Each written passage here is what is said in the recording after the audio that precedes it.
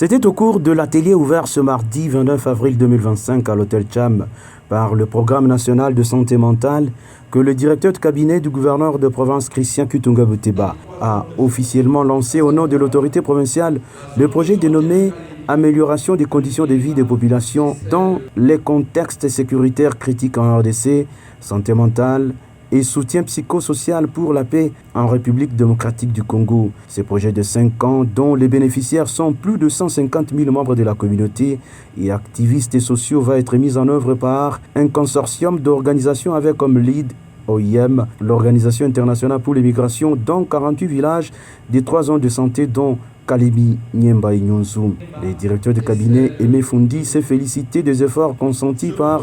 le gouvernement provincial sous le leadership du gouverneur Christian Kutunga Buteba dans le cadre de la promotion de la couverture santé universelle, l'une des priorités du président de la République, Félix Antoine Tshisekedi Tshilombo. Ce projet qui sera mis en œuvre durant une période de 5 ans va à court terme répondre à l'amélioration des conditions de vie des populations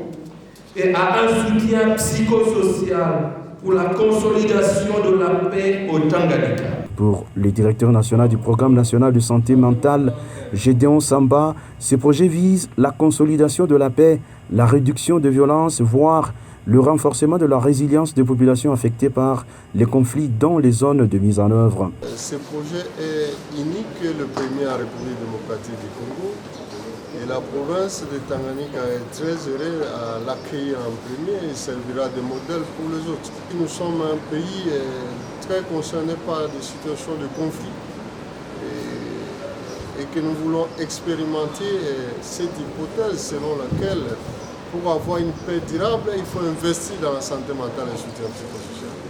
Il faudra signaler que ces assises de 2 jours ont réuni les autorités politico-administratives, dont le ministre provincial de la Santé, le représentant de la division provinciale de la Santé, les administrateurs des territoires, les chefs coutumiers, la société civile, ainsi que le partenaire technique et financier du ministère de la Santé. Nous souhaitons qu'à l'issue de ce projet,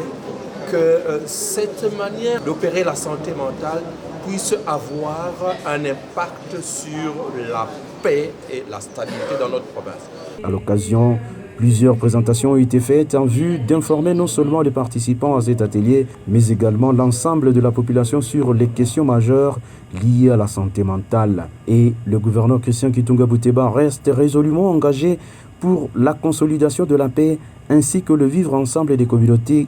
gage d'un véritable développement socio-économique de la province du Tanganyika.